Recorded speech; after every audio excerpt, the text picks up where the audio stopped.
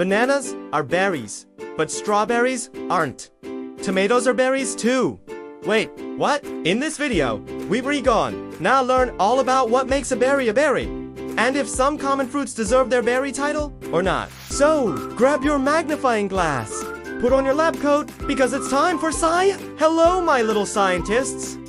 I'm here to introduce you to my channel where we conduct fun science experiments at home. If you like fun science, then make sure to hit that subscribe button so you can be notified every time I upload a new video. To get started, we're going to need to define our terms. Specifically, we're going to need to define the word berry, because depending on how you use it, there are two different meanings. And for this video, we're going to be talking about the botanical meaning of the word berry, not the culinary meaning. In botany, a berry is a fruit that comes from a flower that has multiple ovaries. Over here, I've drawn a flower with its stigma and style in the center and an ovary with an ovum inside at the bottom. After the flower is pollinated, the ovaries at the bottom develop into a fruit which contains one or more seeds, depending on the fruit.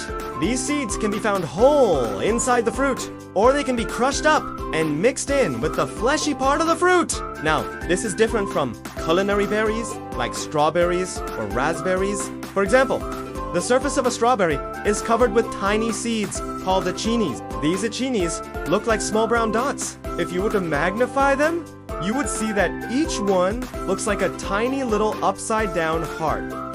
And each one has a seed inside.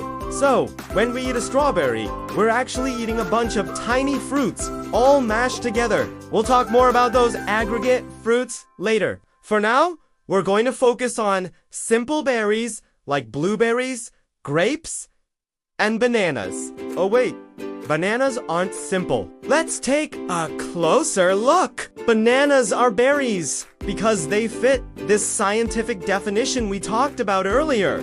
They grow from a flower, and inside them, you can find seeds. Here I've drawn a section of a banana plant. At the top, you can see the flower, and down below, you can see the developing banana bunch.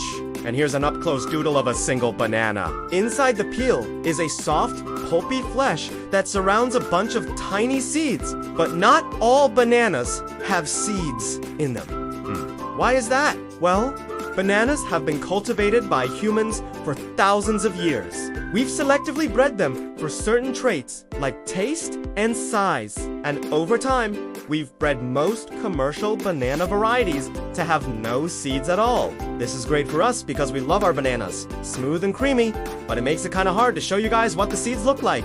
So let's take a cutaway trip inside a wild banana. Here's a wild banana with its skin cut open. It looks similar to a commercial banana, but it has hundreds of tiny seeds mixed in with the flesh. These seeds are flat and curved like boomerangs. Some are pointed at both ends, and others have one pointed end and one rounded end. And while these seeds might look soft and squishy, they're actually pretty hard and kind of crunchy. Just imagine biting into a granola bar filled with mini pebbles. That's what it would feel like.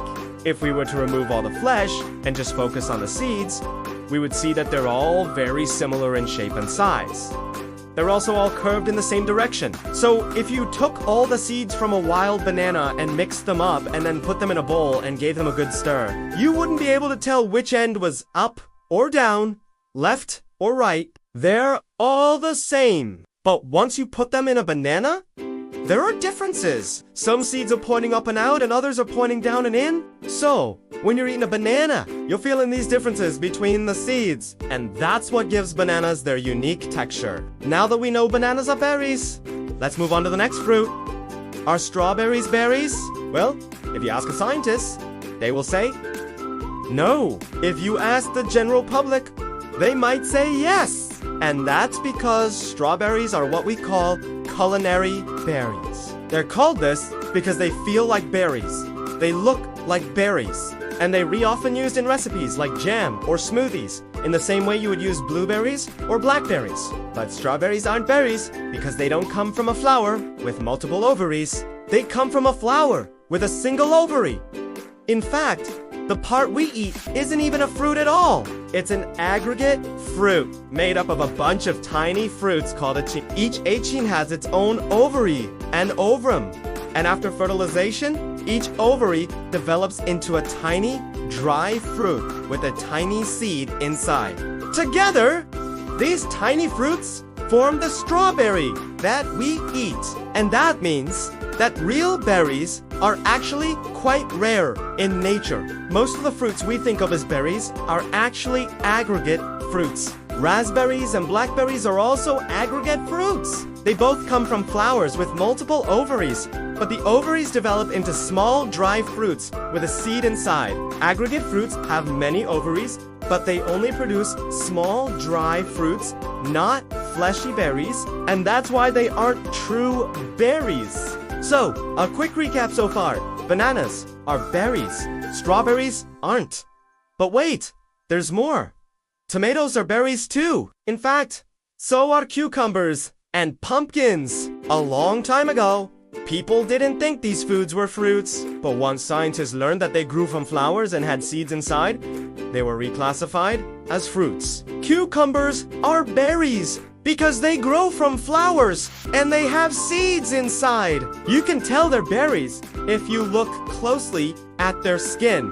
If you look closely at the skin of a cucumber, you will see a bunch of tiny bumps.